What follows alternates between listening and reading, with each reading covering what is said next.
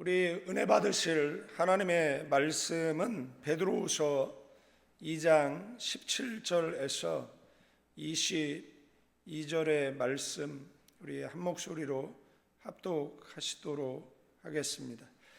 이 사람들은 물없는 셈이요 광풍에 밀려가는 안개니 그들을 위하여 캄캄한 어둠이 예비되어 있나니 그들이 허탄한 자랑의 말을 토하며 그릇되게 행하는 사람들에게서 겨우 피한 자들을 음란으로서 육체의 정욕 중에 유혹하는도다.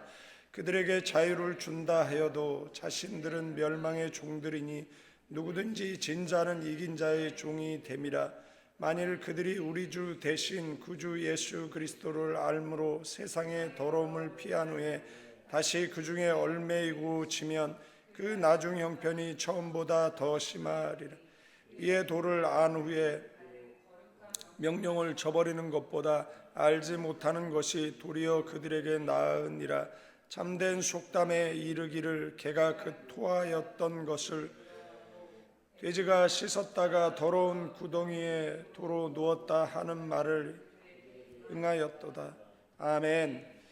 초대교회는 외부의 박해와 더불어서 내부의 위협에 직면해 있었다라는 것, 그것은 내부의 위협은 바로 거짓 교사들의 출현이었다라고 2장 1절서부터 마지막 절까지 계속해서 이야기하고 있습니다. 그들은 경건의 모양은 있지만 능력을 부인했고, 그래서 디모데후서 3장 5절의 말씀에 경건의 모양은 있으나 경건의 능력을 부인하니 이 같은 자들에게서 네가 돌아서라 라고 말씀해 주고 있습니다. 참된 자유 대신 방종을 가르치고 신앙이 악한 성도들을 무너뜨렸다라는 것, 베드로 사도는 이들을 가리켜서 물없는 샘, 광풍에 밀려가는 안개에 비유했고 캄캄한 어둠이라고 경고를 했습니다. 이 베드로서 2장 전체의 내용 속에 거짓 교사의 세 가지 특징이 있는데, 그들은 육체를 따라서 더러운 정욕 가운데 행하며 눈에는 음심이 가득하다라고, 그러니까 그들의 특징이 뭐냐라고 이야기했을 때 그들은 음란한 자들이다라고 말하고 있습니다. 말씀에서 벗어나서 이 음란은 말씀에 벗어난 결과이죠. 그래서 타락한 본성대로 사는 사람을 이야기합니다. 데살로니가전서 4장 3절에서 5절에 보면 하나님의 뜻은 거룩함이니 음란을 버리고 거룩함과 존귀함으로 아내를 취하고 이방인처럼 생욕을 쫓지 말라라고 경고를 했습니다. 그래서 성도는 음란을 멀리하고 그리고 거룩한 삶을 추구해야 되는데, 거짓 교사들의 첫 번째 특징이 뭐냐라고 얘기했을 때 그들은 음란하다라고 성경은 말하고 있습니다.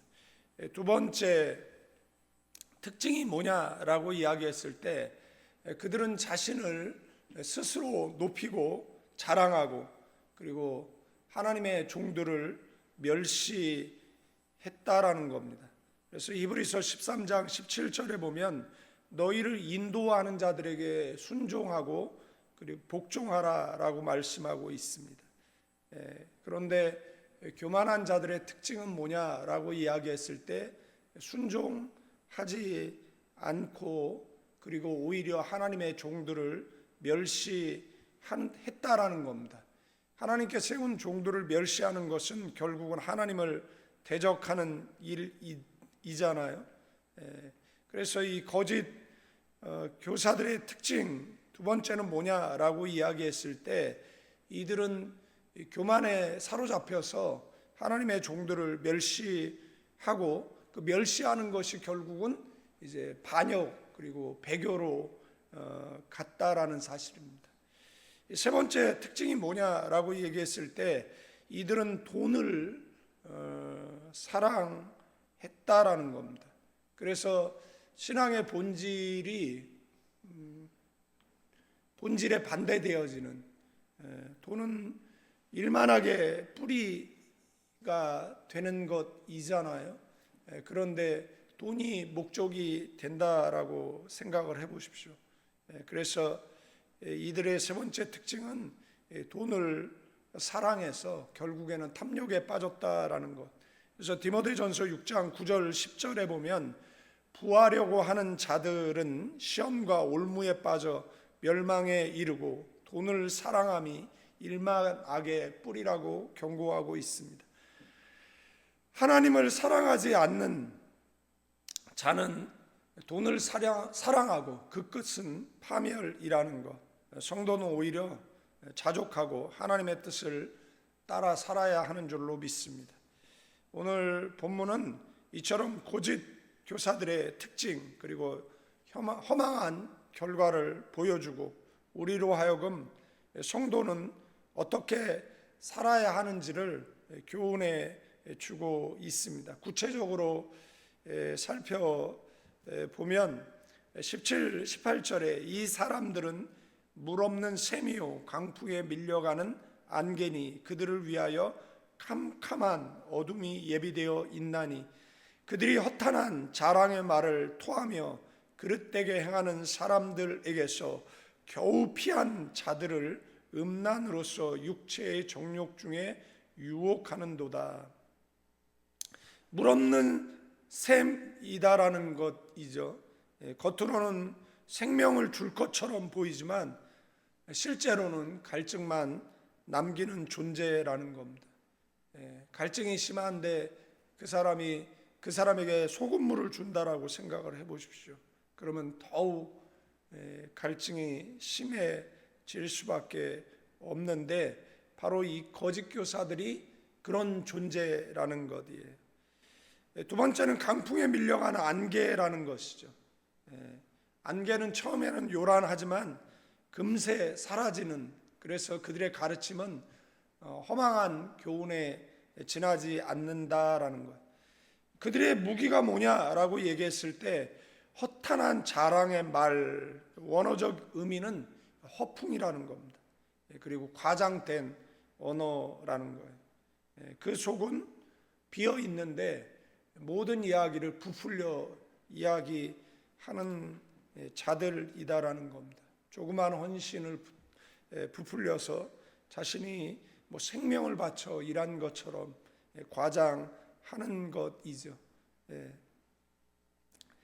그리고 이런 허풍을 통해서, 이런 과장된 언어를 통해서 연약한 자들을 미혹한다라는 겁니다.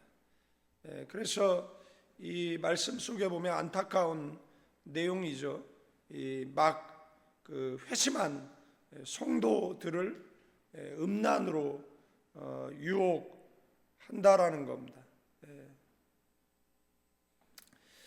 여러분들, 사막을 여행하는 사람들이 가장 두려워하는 것 중에 하나가 뭐냐라면 그 미라지 신기루라는 겁니다.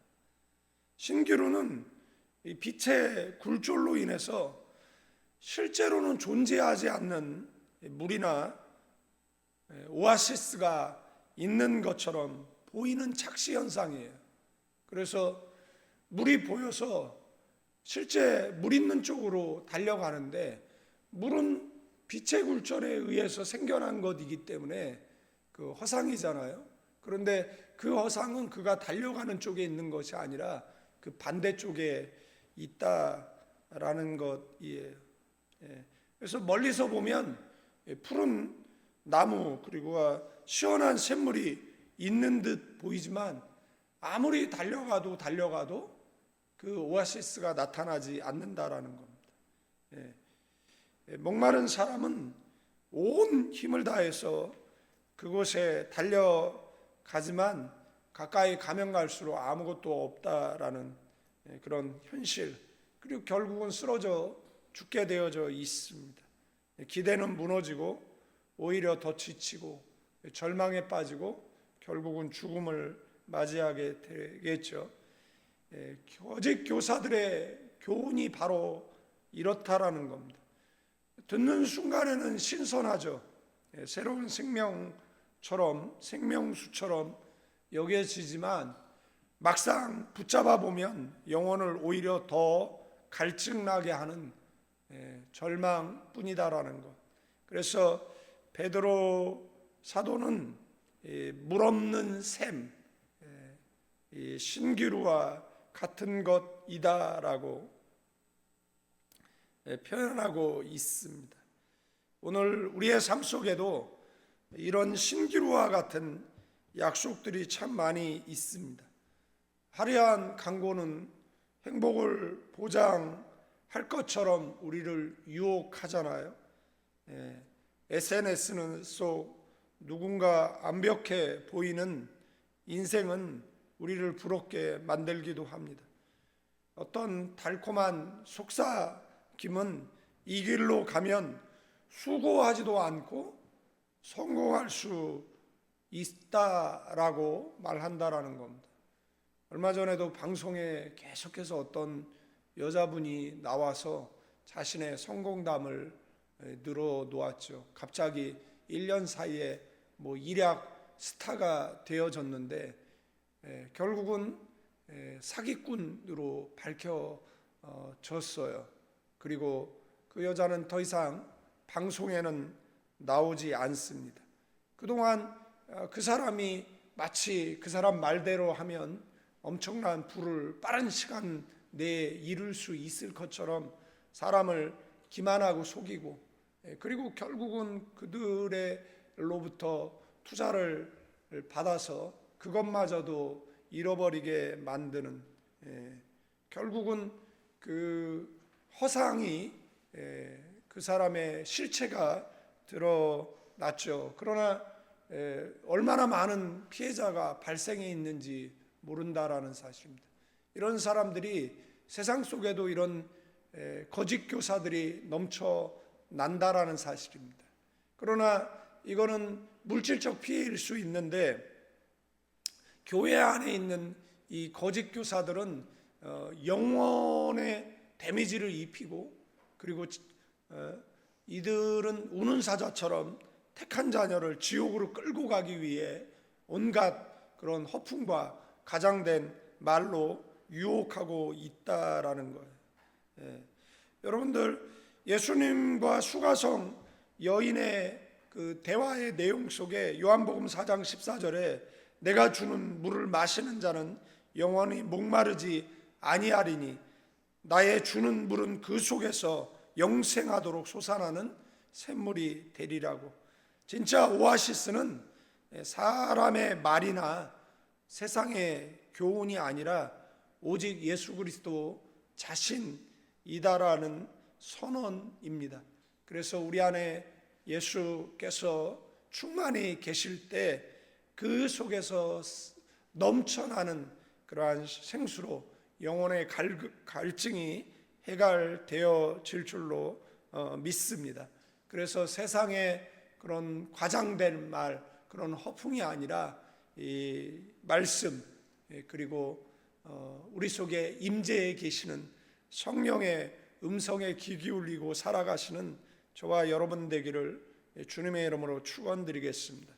19절 말씀에 그들에게 자유를 준다 하여도 자신들은 멸망의 종들이니, 사람들에게 자유를 준다라고 이야기하는데 자신이 멸망의 종인데 사람들에게 어떻게 자유를 줄 수 있겠습니까? 그러면서 이 굉장히 누구든지 진 자는 이긴 자의 종이 된다라는 거죠. 그러니까 영적 전쟁에서 지면 안 된다라는 이야기입니다. 그래서 이 말씀은 꼭 암송하셔야 됩니다. 진 자는 이긴 자의 종이 된다라는 거. 사탄에게 지면 안 되죠. 사탄을 피하라고 성경은 말한 적이 없습니다. 정욕을 피하라고 했죠. 사탄은 어떻게 하는 거죠? 대적하라고 했습니다. 그래서 뭐 해야 되죠? 이겨야죠. 이기기 위해서는 영적으로 강해야 이길 수 있잖아요. 그래서 우리가 말씀으로 무장하고 기도로 무장하고 행동하는 신앙으로 마귀 권세 싸워 승리하는 저와 여러분 되기를 주님의 이름으로 축원드리겠습니다. 자신을 뭐라고 주장한다라고요?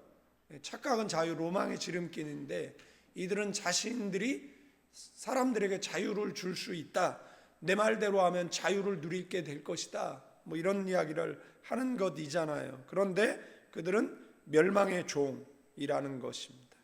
성경은 누구든지 진 자는 이긴 자의 종이 된다라고 선언하고 있습니다.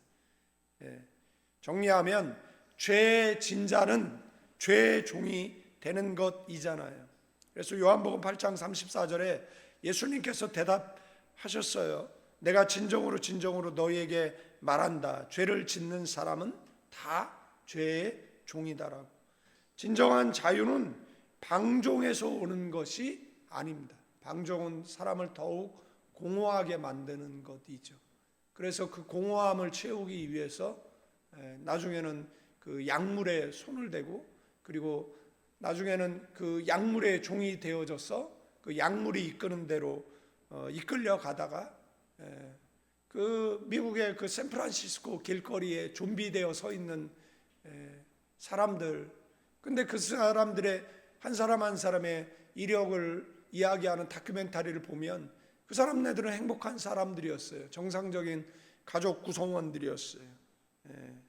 그런데 세상을 쫓다가 결국은 좀비와 같은 존재로 전락해버리고 많은 안타까운 모습을 우리는 보게 되어지잖아요. 그래서 진정한 자유는 방종이 아니라 그리스도 안에서 죄와 사망의 권세에서 해방되는 자유인 줄로 믿습니다.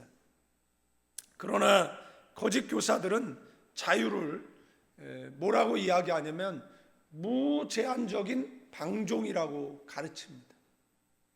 히피 문화, 그죠? 미국의 히피 문화, 뭐 프랑스의 뭐 그런 자유라고 포장하고 있지만 더 방종하라고. 우리나라도 자유의 열풍이 불고 있지만 그 자유의 열풍은 사람들을 자유롭게 하는 게 아니라 오히려 방종하게 만든다라는 겁니다. 그 방종에 자신도 속박되고 그 다음에 다른 사람들도 그 죄의 종노릇하도록 속박시키는. 그래서 독일의 신학자 보네퍼는 나치 치하에서 값싼 은혜 경고했는데, 값싼 은혜란 뭐냐라면 회개 없는 용서예요. 구원파들이 주장하는, 예수 믿으면 이제 죄 져도 회개 안 하지 않아도 뭐 구원을 얻는다라는 이런 주장들을 하는 것이죠. 그리고 값싼 은혜는 그 제자도를 요구하지 않는 은혜예요. 좁은 문이 아닌 넓은 문으로 길로 가라는 것입니다. 십자가 없는 복음이겠죠. 고난 없는 영광이 어디 있겠습니까? 십자가 없는 구원이 어디 있겠습니까? 고난 후 구원입니다. 기억하셔야 됩니다.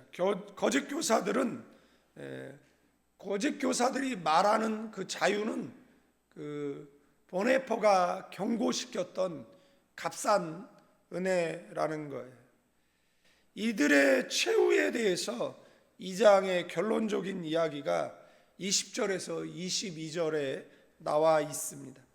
읽어보면, 만일 그들이 우리 주 대신 구주 예수 그리스도를 알므로 세상의 더러움을 피한 후에 다시 그 중에 얽매이고 지면 그 나중 형편이 처음 형편보다 더 심하리니, 의의 도를 안 후에 받은 거룩한 명령을 저버리는 것보다 알지 못하는 것이 도리어 그들에게 나으리라. 참된 속담에 이르기를 개가 그 토하였던 것에 돌아가고 돼지가 씻었다가 더러운 구덩이에 도로 누웠다 하는 말이 그들에게 응하였도다. 이 거짓 교사들의 마지막은 비참이죠. 이들의 말을 듣고 다른 자들도 비참입니다. 여러분들, 그들은 예수 그리스도를 알므로 세상의 더러움을 피한 후에 다시 얼매였다라는 말은 죄로 돌아갔다라는 거예요. 간신히 피해 왔는데 누구를 만난 겁니까? 거짓 교사를 만난 겁니다. 그래서 다시 돌아간 거예요. 그러면 이 사람이 어떻게 되느냐라고 이야기했을 때 차라리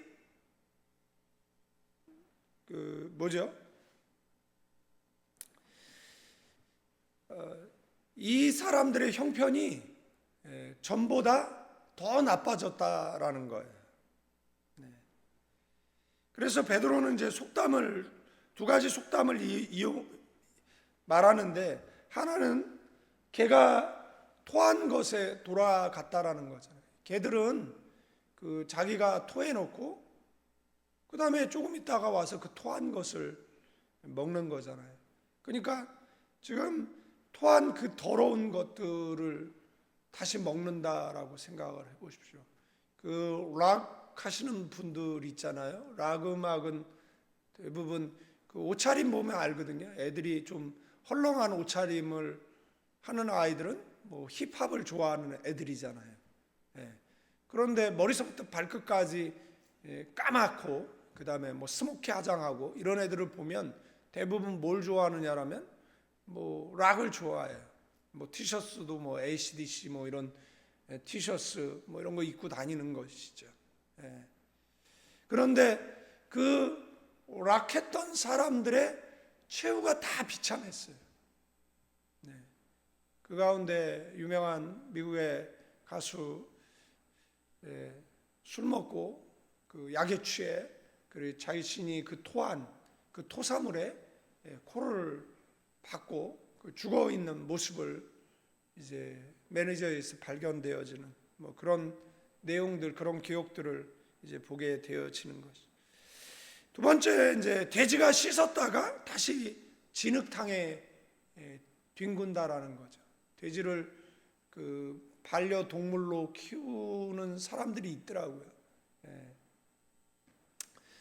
그런데 여러분들 생각을 해보십시오. 돼지를 목욕시키고 목에 진주 목걸이를 건다라고 해서 그 가치를 아느냐라는 거예요. 겉으로는 변한 듯 보이지만 본성은 변하지 않는 그러한 비참한 운명을 보여준다라는 것이죠. 그래서 결국은 이런 배교자는 처음부터 알지 못했던 자보다는 더 큰 심판을 받게 되어진다라는 것. 그래서 나중 형편이 처음 형편보다 더 심하다라는 이 표현, 어디서 많이 보던 표현 아닌가요? 이 표현은 귀신 들렸죠. 근데 이 귀신이 이제 나가요. 그래서 물 없는 것을 찾아다니다가 이제 마땅한 곳이 없어서 다시 와봤는데 이 사람의 집이 비어 있는 그 상태 그대로 있다라는 거예요. 거기다 뭘 채워야 되는 거죠? 예수를 채워야 되잖아요. 그런데 공허한 상태로 있으니까 여기만한 곳이 없다라고 생각하고 그 다음에 다른 귀신들 7 귀신을 더 데리고 와서 그 다음에 거기 사는 것이잖아요. 그러니까 이 사람의 형편이 전보다 더 나쁘게 되었다. 그래서 마태복음 12장 45절에 이에 가서 저보다 악한 귀신 7을 데리고 들어가서 거하니 그 사람이 나중 형편이 전보다 더욱 심하게 되느니라. 이 악한 세대가 또한 이렇게 되리라. 누가복음 11장 26절에도 이에 가서 다른 귀신 7을 데리고 들어가서 거하니 그 사람 나중 형편이 전보다 더 심하더라. 그러니까 내적인 변화와 그 다음에 성령의 임재가 없는 그 공허한 상태는 위험하다라는 것이잖아요. 그래서 나중 형편이 처음보다 더 심하다라고 이야기했을 때 이게 귀신의 비유로 한번 사용되어졌고, 오늘 사용되어졌을 때에는 이제 배교의 경고잖아요. 복음을 알고도 배반하는 자는 알지 못하는 자보다 더 심한 이 결과를 맞는다라는 것. 만일 그들이 우리 주 그리스도 예수를 알므로 세상의 더러움을 피한 후에 다시 그 중에 얽매이고 지면 그중 형편이 처음보다 더 심하다라는 것이죠. 위조 지폐라는 게 있습니다. 그 $100 이거는 이제 가치가 크잖아요.